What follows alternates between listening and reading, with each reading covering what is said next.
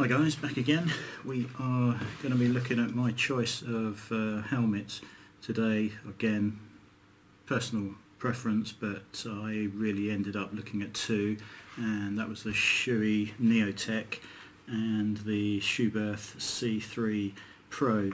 The Neotech, well, they're both flip visor helmets, which I thought would be a good idea for various reasons. The Neotech fitted pretty well. It was easier to get my glasses on. I like my glasses with quite a curve around my ear, so I can look down at the workbench and not have them fall forward.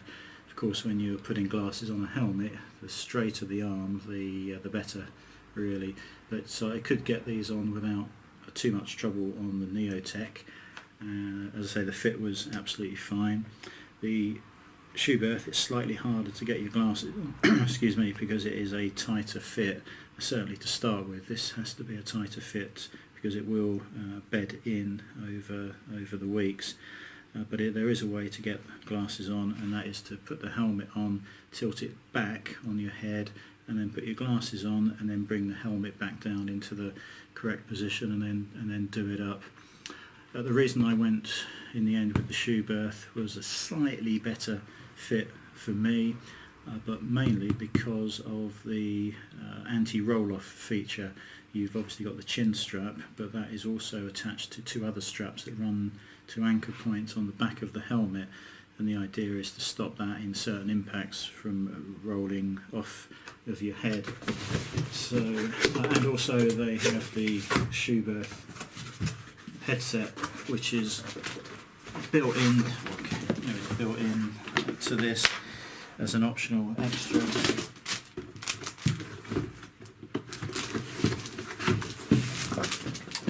So in the box you have a Pinlock fog resistant lens. Now this was completely new to me. I'd never even heard of this until recently, but it's a visor, a smaller visor that mounts on two pegs on the inside of the main visor and then seals all around it, and that gives a good anti-fog resistivity. Is that a word? Oh dear, it's hot here today. But yeah, so that's the latest thing in keeping the visor mist free. Oh dear. Extensive manual in a whole range of languages, and there are some Scotch-Lite labels to go on the back of the helmet if you so choose. I'm not sure I will with this one, and you'll see why in a minute. And it obviously comes with a helmet bag.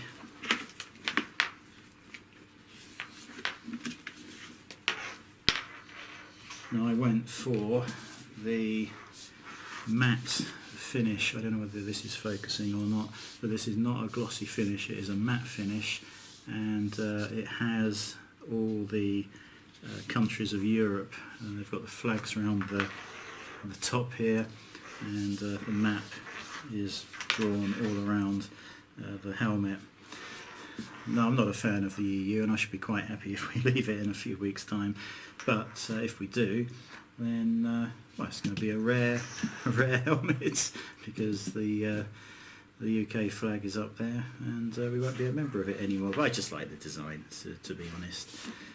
Like I said, flip front, there is a red catch here, and that lifts up. We have an internal sun visor, which is operated here.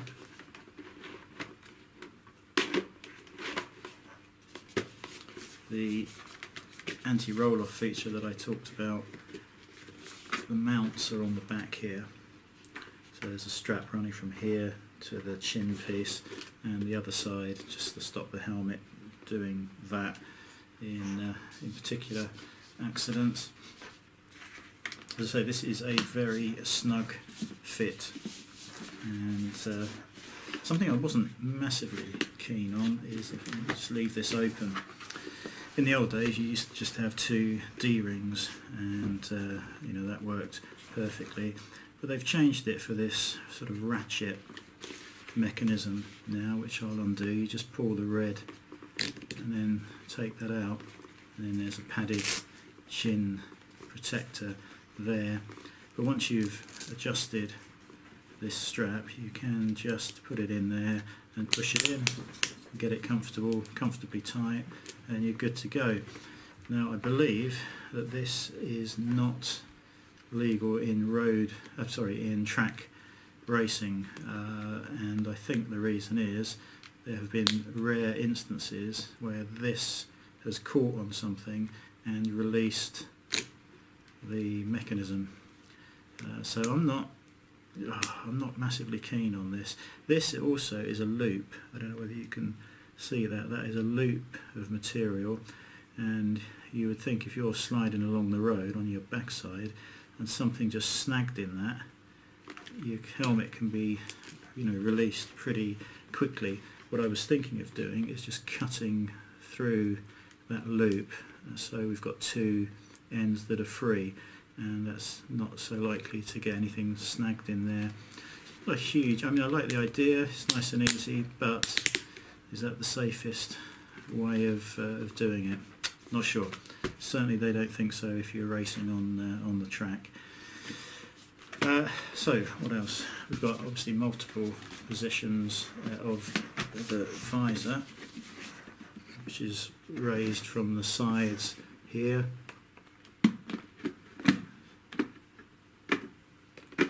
Yeah, there's quite a few positions. There is an air vent just on the front here, which you can open and close. On the top of the helmet there is another that's off, middle and full. That might be reversed, I can't remember which way it is. And to exhaust it through the helmet, there is a mesh pad here. There's no ports on the back to vent it out of. It just comes through this sort of mesh material here. The visor is very easy to remove. There's just a little lever here, if you can see that, and that's released it. And then you've got to click it back, and the same either side, and that literally just lifts out the pin lock system. Hopefully you can see just there, and on the other side, and you take the visor off and bend the new pin lock visor to shape, click it on, and then bend it and click it on the other side. So it sounds simple, but I'm not sure it is quite as easy as that. Something I also liked about this particular helmet is there is a rubber seal around the whole front, and when you're in this position that's pretty much shut, but it has got a mechanism here where you can actually click that shut and make a good seal. If you listen there, hopefully you saw that. And then there is a very nice tight seal around here, and hopefully that is weather resistant at the very least. Also, I don't know whether you'll be able to see this, probably the lights are reflecting on it. Let me try and tilt it down. You can see little raised areas on the top of the visor, and that is to deflect the wind in a certain pattern that creates less turbulence around the helmet. So they seem to have thought about pretty much everything. Now I'm going to show you this. This is a £550 helmet, and I'm just going to see if I can bring this in. I'm looking down at the camera, sorry, the phone, because we're doing the remote control. Just where my finger is, there is a piece stuck in the plastic, and then round the front here, again you might not be able to see it, there is a little bit of silver in the finish. So I managed to get £50 off because of that, so I brought it down to 500, but it's by no means a cheap helmet. And the other thing I really liked about it is the Schuberth, I think it's SRC system. This whole neck insert is detachable, and then you replace it with the Bluetooth system. It's just another one of these, but you've got buttons all down the left hand side, I think it is. Yeah, buttons here. We'll show you this on another video.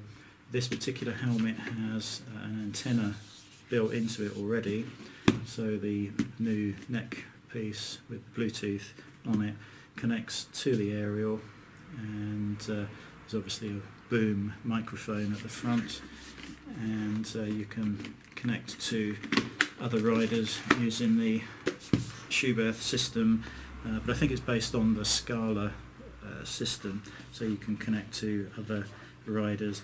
Because of this built-in antenna, I think you get a 700 metre range, and you also have the ability to one-click connect to another biker that's perhaps pulled up beside you at lights, and you can have a chat to them.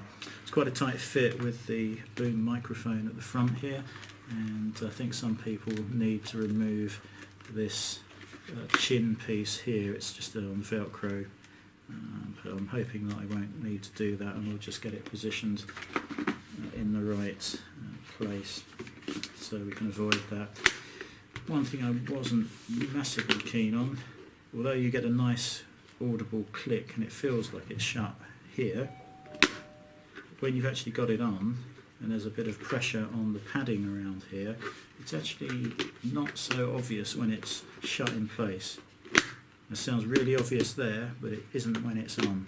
So you've got to give it quite a firm press down. You do not hear the clicking like that when you've got it on. Replacement visors, pretty expensive, especially compared to the days when I was riding last. This particular one is about £50, and you can replace the sun visor, and I think they're a little bit cheaper, but hopefully keep that clean and scratch free. We're not going to need to change that too often.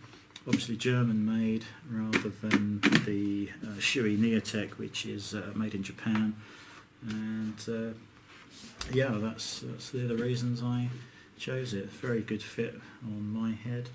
The fact that they've got the SRC headset that just replaces the neck collar, and yeah, I like the design. I think that should be pretty visible. Obviously the bike is very dark, and you've got to think of safety. I would love to have had a black helmet, but I just don't think it's very sensible to do that these days. So that's why we went with the yellow one. They also do it in white, and I thought that might be a good idea, because by the time you've got other high-vis gear on and the white helmet, you might think that you're a copper whizzing along behind them. The problem with that is it might sound like a good idea, but if that happens, people are going to change their driving style, and you don't want people suddenly slowing down and trying to swerve out the way, perhaps thinking you're a bike cop. So yeah, I've gone with the yellow.